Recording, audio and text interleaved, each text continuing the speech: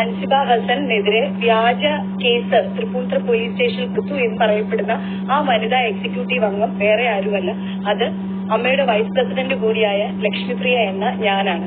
December 10-ാം തീയതി രാത്രിയിൽ അൻസിബ ഹസൻ എന്റെ ഫോണിലേക്ക് ഒരു മെസ്സേജ് അയച്ചു. എന്റെ വീട്ടിൽ ഈ മെസ്സേജിനെ ചൊല്ലി പല പ്രശ്നങ്ങളും ഉടലെടുക്കാൻ അത് കാരണമാകുന്നു എന്ന ഘട്ടത്തിൽ ഞാൻ റിക്വസ്റ്റ് ചെയ്ത് പറഞ്ഞിരുന്നു, അൻസിബ എന്റെ വീട്ടിലേക്ക് വരണം.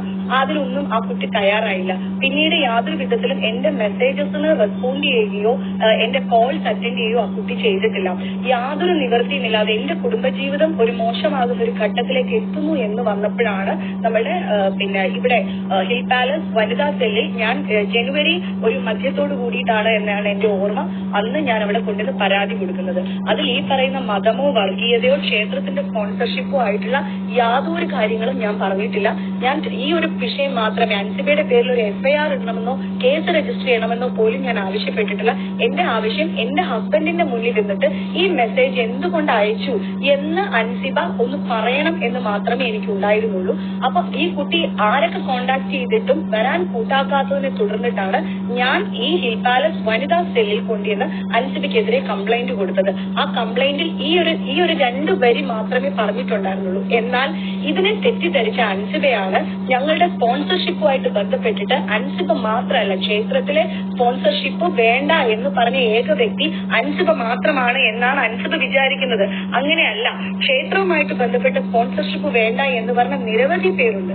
അൻസിബ മാത്രം പറഞ്ഞെങ്കിലല്ലേ അൻസിബയ്ക്കെതിരെ അതൊരു അലിഗേഷൻ ആയിട്ട് വരുള്ളൂ. ഒരാൾക്ക് ഇത് ചെയ്യേണ്ട എന്നൊരു എതിരഭിപ്രായം പറയുമ്പോൾ അതെങ്ങനെയാണ് ഒരു അലിഗേഷൻ ആയിട്ട് മാറുന്നത് എന്ന് എനിക്ക് മനസ്സിലാവുന്നില്ല. പോലീസ് സ്റ്റേഷനിൽ നിന്ന് അൻസിബയെ പല ആവർത്തി വിളിച്ചു കഴിഞ്ഞപ്പോൾ അൻസിബയാണ് ഇതിന് മത തീവ്രവാദം ആരോപിച്ചുകൊണ്ടും അൻസിബയെ ജിഹാദി എന്ന് ആരോ പരാമർശിച്ചു, അതിനൊക്കെ വേണ്ടിയിട്ടാണ് ഈ കേസ് ഞാൻ കൊടുത്തിരിക്കുന്നത് എന്ന് പറഞ്ഞുകൊണ്ട് ഞങ്ങളുടെ എക്സിക്യൂട്ടീവ് കമ്മിറ്റി ഗ്രൂപ്പിലേക്ക് ജനുവരി 24-ാം തീയതിയാണ് അൻസിബ ലോങ് മെസ്സേജ് ഇടുന്നത്. ആ സമയത്ത് ഞാൻ അൻസിബയോട് പറഞ്ഞു, മോളെ ഇതൊക്കെ വളരെ സെൻസിറ്റീവ് ആയിട്ടുള്ള മാറ്റേഴ്സ് ആണ്, ഇത്തരം കാര്യങ്ങളൊന്നും നമ്മൾ തൊട്ട് കളിക്കാനായിട്ട് പാടില്ല, സമൂഹത്തിൽ വളരെയധികം പ്രത്യാഘാതങ്ങൾ ഉണ്ടാക്കുന്ന കാര്യമാണ്, മോളെ ഈ ഒരു മാറ്റർ മാത്രമേ ഞാൻ സംസാരിച്ചിട്ടുള്ളൂ, നീ അതിന് വന്നിട്ട് പ്രതികരിക്കുക, വേറെ യാതൊരു കാര്യങ്ങളും ഇതിനകത്തില്ല എന്ന് പറഞ്ഞു. അപ്പൊ പക്ഷെ എന്റെ കയ്യിൽ ഒരു തെളിവുണ്ട് പറഞ്ഞെന്നുള്ളതിന്. ഇത് കേട്ടു എന്ന് എന്നോട് പറഞ്ഞ എക്സിക്യൂട്ടീവ് അംഗം അമ്മയിൽ പ്രസിഡന്റിനും സെക്രട്ടറിക്കും പരാതി ഇട്ടിട്ടുണ്ടെന്നാണ് ഞാൻ അറിഞ്ഞത്. ആ പരാതിയുടെ കോപ്പി എന്റെ കയ്യിലുണ്ട്. ആ പരാതിയിൽ കൃത്യമായിട്ട് ഇതെല്ലാം മെൻഷൻ ചെയ്തിട്ടുണ്ട്. പരാതിയുടെ കോപ്പി കയ്യിലുണ്ട്? എന്റെ കയ്യിലുണ്ട്. തെളിവും കയ്യിലില്ലാതെ ഇങ്ങനെ ഒരു ആക്ഷേപം ഉന്നയിക്കുന്നത് ശരിയല്ലെന്നാണ് ടെലിടോം നേരത്തെ മാധ്യമങ്ങൾക്ക് മുന്നിൽ പറഞ്ഞത്. എനിക്കും പറയാനുള്ളത്, ഞാൻ മതം മാറ്റാൻ ശ്രമിച്ചു എന്നുള്ളത് എന്റെ പേര് മാത്രം വെച്ചിട്ട് പറയാൻ പാടില്ല. വ്യക്തിവൈരാഗ്യം അങ്ങനെയല്ല തീർക്കേണ്ടത്. എന്തുകൊണ്ടായിരിക്കാം ഇത്തരം ആരോപണങ്ങൾ വരുന്നത്? അതാണ് ഞാനും ആലോചിക്കുന്നത്. ഞാൻ ആ കൂട്ടത്തിൽ ഏറ്റവും ശിശുവാണ്. എനിക്കാകെയുള്ള ഒരു കാര്യം, ചിലപ്പോൾ എന്നോട് ദേഷ്യം തോന്നാനുള്ള കാരണം, ഞാൻ കമ്മിറ്റിയിലെ കാര്യങ്ങൾ നടക്കുന്ന സമയത്ത് മെജോറിറ്റി യെസ് പറയുന്ന കാര്യത്തിന് ഞാൻ നോ പറയാറുണ്ട്. അത് എനിക്ക് ശരിയല്ല എന്ന് തോന്നുന്നതുകൊണ്ട് നോ പറയണതാ. എന്റെ ധാർമ്മികതയ്ക്ക് ശരിയാണെന്ന് തോന്നുന്നതിനെ ഞാൻ ആ കമ്മിറ്റിയിൽ ഇരുന്നിട്ട് യെസ് പറഞ്ഞിട്ടുള്ളൂ, അല്ലാത്തതിനൊക്കെ ഞാൻ നോ പറഞ്ഞിട്ടുണ്ട്. അഭിപ്രായങ്ങൾ പറയുന്നത് കൊണ്ടാണ് ഇത്തരം സ്വാതന്ത്ര്യം നിഷേധിക്കുന്നത് കൊണ്ട്. എന്റെ അഭിപ്രായ സ്വാതന്ത്ര്യം എനിക്കുള്ളത് എന്റെ മൗലിക അവകാശമാണ്. അത് ആർക്കും നിർത്താനുള്ള അവകാശമൊന്നുമില്ല. സ്ത്രീ അഭിപ്രായം പറയുന്നു എന്നതിനാണോ പ്രശ്നം? ഒരു സ്ത്രീ അഭിപ്രായം പറയുന്നതിനാണോ പ്രശ്നം, ഞാൻ അഭിപ്രായം പറയുന്നതിനാണോ പ്രശ്നം എന്ന് എനിക്ക് അറിഞ്ഞൂടാ. മതം ഒക്കെ കൂട്ടിക്കലർത്തിയാണ് ആരോപണങ്ങൾ ഉന്നയിച്ചെന്നാണ് പറയുന്നത്. കുറെ അവിഹിത കഥകൾ ഞാൻ തന്നെ കേട്ടു. ഇനി കേൾക്കാത്ത കഥകൾ വേർഷൻ വല്ലതും ഉണ്ടോന്ന് എനിക്ക് അറിഞ്ഞൂടാ. അത് കഴിഞ്ഞിട്ട് ഇനി ഒരാളെ തകർക്കാൻ അടുത്തത് ഇതേ ഉണ്ടാവുള്ളൂ. പിന്നെ ഇനി കൊലപാതകം അടുത്തയിലേക്ക് എത്തണം. നിയമ നടപടികൾ സ്വീകരിക്കാൻ ഉദ്ദേശിക്കുന്നു? ഇതുവരെ ഒന്നും സ്വീകരിച്ചിട്ടൊന്നുമില്ല. ഞാന് സത്യം പറഞ്ഞ വിഷമം മാത്രമല്ല, ഭയങ്കര ട്രോമ ആയിപ്പോയി. ഞാൻ അങ്ങനെ രാജിവെച്ചതാ. പിന്നെ അതിനി പറഞ്ഞ് വീണ്ടും പ്രതികാര നടപടികൾ താങ്ങാനുള്ള ശേഷി എനിക്കില്ല. ഇനിയിപ്പോ ഇതൊക്കെ ഞാൻ പറഞ്ഞതിന്റെ പുറത്ത് എന്തൊക്കെ നേരിടേണ്ടി വരും. സ്വന്തമായിട്ട് ഞാൻ ഇപ്പോഴും ഉണ്ട്. എക്സിക്യൂട്ടീവ് കമ്മിറ്റിയിൽ നിന്ന് ഞാൻ രാജിവെച്ചു. ഈ കമ്മിറ്റിയിൽ എന്തായാലും തിരിച്ചു കയറാൻ എനിക്ക് യാതൊരു താല്പര്യമില്ല.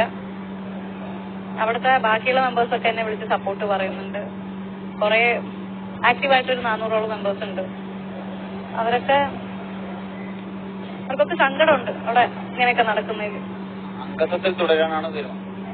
ഇപ്പൊ അംഗത്വത്തിൽ തുടരാന്നുള്ളത് തന്നെയാണ് തീരുമാനം. ഇനിയിപ്പോ ഞങ്ങൾക്കൊക്കെ വന്ന് പറഞ്ഞതുകൊണ്ട് പുറത്താക്കുമെന്ന് അറിയില്ല. അംഗത്വം രാജിവെക്കുന്നതിനെ കുറിച്ച് ഏതായാലും ആലോചിക്കുന്നില്ല? ഇപ്പൊ ഞാൻ ആലോചിച്ചിട്ടില്ല. പരാതിയൊക്കെ ഉയർന്ന് ഈ ആരോപണങ്ങളൊക്കെ ഉയർന്നതിന് ശേഷം അമ്മ ഭാരവാഹികൾ ആരെങ്കിലും ബന്ധപ്പെട്ടിട്ടുണ്ട്? ഈ പരാതിക്ക് ഉയർന്നതിന് ശേഷം ഞാൻ ജനറൽ സെക്രട്ടറി ആയിട്ട് സംസാരിച്ചിട്ടുണ്ടായിരുന്നു. പരാതി കൊടുത്തതിനെ പറ്റി ഞാൻ സംസാരിച്ചു. ഞാൻ മീഡിയാസിൽ സംസാരിച്ചു. അമ്മയിലേക്ക് ഒഫീഷ്യലി പരാതി ഇട്ടിട്ടുണ്ട്. പിന്നെ ഞാൻ അമ്മയിൽ ഏറ്റവും കൂടുതൽ പരാതി ഇട്ട ഒരാൾ ഞാനായിരിക്കും. എന്റെ ഒരു പരാതിക്കും അവിടെ ഒരു നീതിയും കിട്ടിയിട്ടില്ല.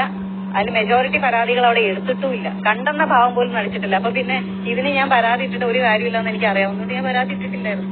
പറയുന്നത് താങ്കളവിടെ ജോയിന്റ് സെക്രട്ടറിയായി ഇത്രയും കാലം പ്രവർത്തിച്ച ഒരാളാണ്. താങ്കളുടെ പരാതി പോലും അവിടെ പരിഗണിക്കപ്പെടുന്നില്ലെങ്കിൽ മറ്റുള്ള അംഗങ്ങളുടെ പരാതി എങ്ങനെയായിരിക്കും അവിടെ ട്രീറ്റ് ചെയ്യപ്പെടുന്നത്? വളരെ പരിതാപകരമായിരിക്കും. അവിടുന്ന് പരാതി പോയി കഴിഞ്ഞാൽ അതിൽ നീതി ലഭിക്കില്ലെന്നാണോ? എനിക്ക് തോന്നുന്നില്ല. ചിലപ്പോ നീതി ലഭിക്കുമായിരിക്കും. പക്ഷെ ആൾക്കനുസരിച്ചായിരിക്കും നീതി ലഭിക്കുക. ആളുകൾക്കനുസരിച്ച് മാത്രമേ നീതി ലഭിക്കുള്ളൂ. അതുറപ്പം. മാധ്യമങ്ങൾ ജൂൺ 21 നടക്കാൻ നിൽക്കെ അതിന്റെ മുന്നേ നടത്തിയ ഇപ്പൊ കഴിഞ്ഞ EC മീറ്റിംഗില് പ്രസിഡന്റ് അവിടുന്ന് തന്നെ ഫോൺ വിളിച്ചിട്ട് ലൗഡ് സ്പീക്കറിലിട്ടിട്ട് ചോദിച്ചു, അൻസിബ നമ്മുടെ ഈ കമ്മിറ്റി അൻസിബയുടെ റെസിഗ്നേഷൻ അക്സെപ്റ്റ് ചെയ്തിട്ടുണ്ട്, അൻസിബയ്ക്ക് എന്തെങ്കിലും പറയാനുണ്ടോ എന്ന് ചോദിച്ചു. ഞാൻ പറഞ്ഞു എനിക്കൊന്നും പറയാനില്ല എന്ന് പറഞ്ഞു. You want to say anything? Okay, ഞാൻ പറഞ്ഞു ഒന്നും പറയാനില്ല.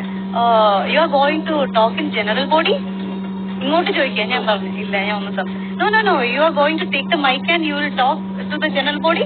ഞാൻ പറഞ്ഞു എനിക്ക് ആരോടും ഒന്നും പറയാനില്ല എന്ന് പറഞ്ഞു. ഓക്കെ, അങ്ങനെയാണ് വേണ്ടത്. അപ്പൊ എന്റെ അടുത്ത് പറഞ്ഞു അൻസിബ രാജി ഇതോടെ അക്സെപ്റ്റ് ചെയ്തു.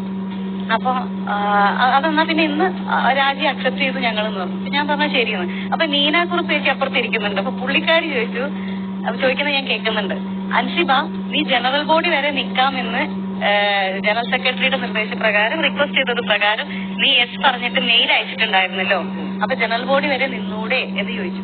അപ്പൊ പ്രസിഡന്റ് പറഞ്ഞു നോ അത് പറ്റില്ല, ജനറൽ ബോഡിയിൽ രാജിവെക്കുന്നത് മോശമാണെന്ന്. അപ്പൊ ഇൻഡയറക്ട്ലി പറയുന്നത് ഇപ്പൊ ചെയ്യണം എന്നാണ്. നിർബന്ധിച്ചു എന്ന് പറയാം. ജനറൽ ബോഡിയിൽ രാജിവെക്കുന്നത് മോശമാണ്, അത് പറ്റൂല. അൻസിബ അവിടെ ഉണ്ടാവരുതെന്ന് ചിലർക്ക് താല്പര്യമുണ്ട്. ഒന്ന്. രണ്ട്, ഇവരൊക്കെ പ്രവർത്തിക്കുന്നത് ചിലരുടെ ചരടിത്തുമ്പത്താണോ? എനിക്കറിയില്ല. എന്തായാലും അവിടെയുള്ള ഭാഗത്തെടുക്കുന്നു, എന്നാൽ മറിച്ചൊരു നിലപാടെടുക്കും. എല്ലാവരുടെയും കണ്ണിൽ പൊടിയിടുക എന്ന് പറയും. ചിലപ്പോ ഞാൻ ഇതൊക്കെ പറയുന്നതുകൊണ്ട് തന്നെ ചിലപ്പോ ആ സംഘടനയിൽ നിന്ന് പുറത്താക്കുമായിരിക്കും. ഞാൻ ഇപ്പോഴും പറയണം, ആ സംഘടനയിലുള്ള മറ്റു മെമ്പേഴ്സിനോട് ഞാൻ ഒരിക്കലും ഈ സംഘടനയ്ക്കെതിരായിട്ടല്ല പറയണം.